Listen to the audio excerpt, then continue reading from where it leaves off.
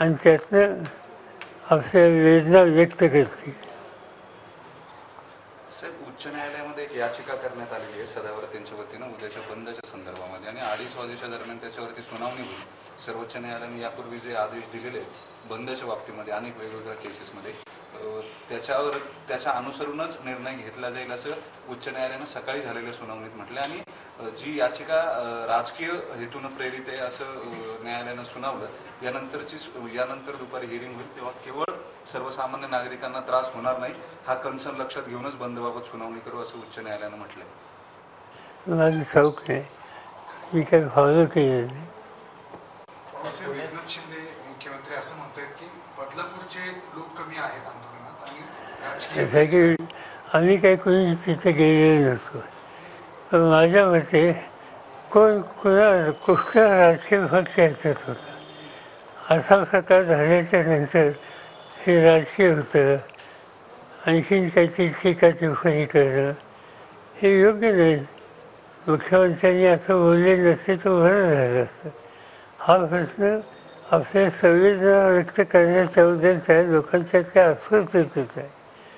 आणि जिथं कुणीही राजकारण आणलं नाही, आम्हाला लोकांच्या मनातच नव्हतं की अशा प्रकारचे काही गोष्टीच्या संबंधी राजकीय हेतूनं काही करावं.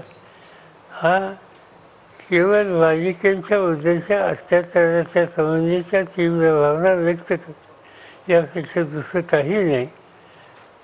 आणि त्याच्याकडे त्या अँगलने बघू नये अशी माझी आग्रहाची विनंती आहे. याआधी तुम्ही एकदा असंच एका पत्रकार परिषदेमध्ये एक आकडेवारी सादर केली होती की किती प्रमाणावरती महिलांवरती किंवा बालिकांवरती अत्याचाराच्या घटना राज्यात देशात घडतात, आणि वेळोवेळी तुम्ही ते बोलत देखील आलेलं आहे. काल एका वृत्तपत्राने ते आकडेवारी प्रसिद्ध केली असताही ते प्रश्न काय ते थांबवत नाही, हे वाढते असं चित्र दिसते. आणि त्याच्यासाठी शेवटी समाजाला जागृत करावं लागेल, कुटुंबाच्या घटकांना सुद्धा जागृत करावं लागेल, आणि शासनाची कायदा सुव्यवस्थेची यंत्रणा आहे तिलाही जागृत करावं लागेल. मी कुणाला दोष या ठिकाणी देत नाही, पण हे न घडण्याच्यासाठी जे जे करावं लागेल ते एका शांततेच्या चौकटीत राहून करण्याची काळजी ही सगळ्यांनी घ्यावी.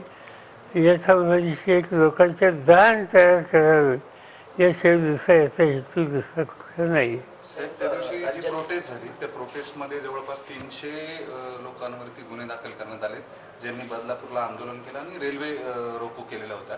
त्यातल्या अनेक जणांचं असं म्हणणं आहे की ते रेल्वे पकडण्यासाठी स्टेशनवरती गेलेले होते, किंवा या अशा पद्धतीनं या विषयात झालेल्या प्रोटेस्टवर गुन्हे दाखल करून त्यांना अटक करण्यात आली. अजामीनपात्र माझ्या